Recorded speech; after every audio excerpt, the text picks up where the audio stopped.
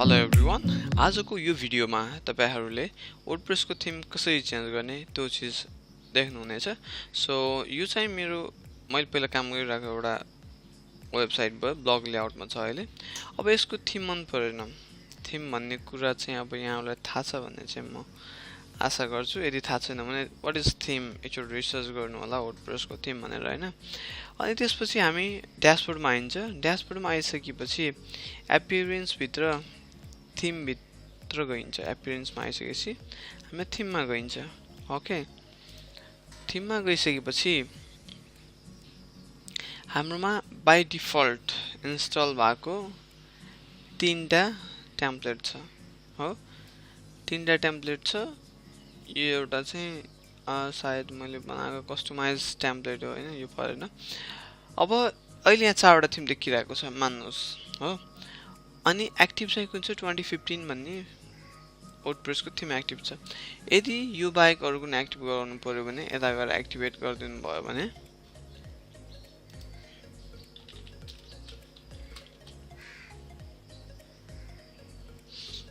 लानु एक्टिभ भयो। यो लेआउट र यो लेआउट इट्स डिफरेन्ट हैन त। अनि त्यसपछि हैन यो मन पर्छ भनेर यदि यो एक्टिभ गर्न चाहनुहुन्छ भने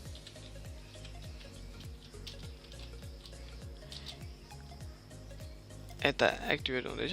त्यो भएको हुनाले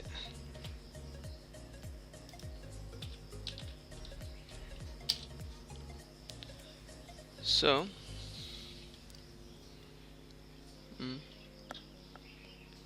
यो स्टाइल यो तीनटा टोटली डिफरेन्ट छ नि हैन।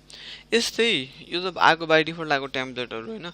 यो बाहेक अरु धेरै टेम्प्लेट वर्डप्रेसको डाइरेक्टरीमा जति नि पाइन्छ है। फ्री पनि पाइन्छ, फ्री प्रिमियम पनि पाइन्छ, अनि त्यसपछि पेड वाला पनि पाइन्छ। So you just need to research. अब जस्तो कि त्यो मन परेन मलाई, यस्तो खाले चाहियो। यहाँ हेर्नु प्रिभ्यू यही देखिन्छ, प्रिभ्यू ह्यान्डमा छ। अब कस्तो खाले चाहियो आफुलाई चाहिएको टाइपको चुज गर्नुस्।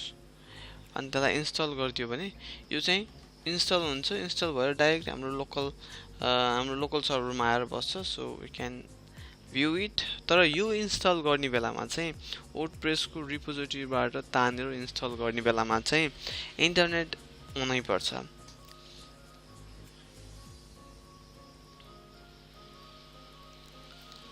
यो थीमको साइज अनुसार टाइम लाग्छ र नेटको स्पिडले नि डेफिनेटली फरक पारिहाल्छ हैन। So it's taking kind a long in my install है। इन्स्टल हुने बित्तिकै फेरि एक्टिभेट भा हुँदैन। इन्स्टल हुने बित्तिकै काम गर्दैन। त्यसलाई एक्टिभेट गर्नुपर्छ अनि बल्ल हाम्रो यहाँ देखिन्छ। लेआउटै चेन्ज भयो नि त। अहिले आउने तरिकै चेन्ज भइसक्यो है। This is my company. But frame मेनुहरु हालेको छैन। माथि टप बारमा आउँछ। सो सी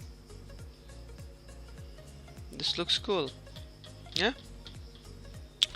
यदि यो मन परेन अर्को भन्ने हो भने फेरि आइदर यहाँ एड न्यू अर यहाँ एड न्यू, डजन्ट म्याटर, एउटै कुरो हो। अब यहाँबाट चुज गर्न मिल्छ, फिल्टर गर्न मिल्छ कस्तो खाले चाहिएको। ब्लग पर्पजको लागि, इ कमर्स पर्पजको लागि आफ्नो पर्पज वाइज यहाँ फिल्टर गर्न मिल्छ। जस्तो कि फोटोग्राफीको लागि चाहिँ फोटोग्राफी भनेर सिलेक्ट गरियो। त्यसपछि फिचर्स के फिचर भएको चाहियो, जस्तो कि फुटर विजेट, एडिटर स्टाइल, कस्टम लोगो, आफूले कस्टम लोगो चेन्ज गर्न मिल्ने खाले, थीम अप्सन बढी भएको। त्यसपछि one column left side bar भएको राखौँ नि त। अब एप्लाई फिल्टर गरौँ। त्यही अनुसारको मिल्दोजुल्दो टेम्प्लेटहरु हामीले यहाँ देख्न सकिन्छ।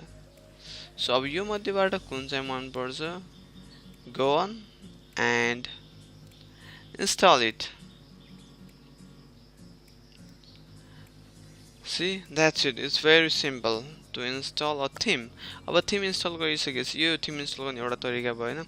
अर्को थीम इन्स्टल गर्ने तरिका हुन्छ हैन, जुन चाहिँ यो रिपोजिटरीमा नभएको थीमहरु इन्स्टल गर्नु पर्यो भने त्यसको लागि don't forget to watch my next video.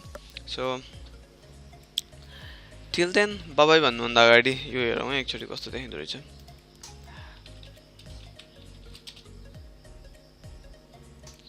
See, अलि खतरा तरिकाले आयो नि हैन से दिस इज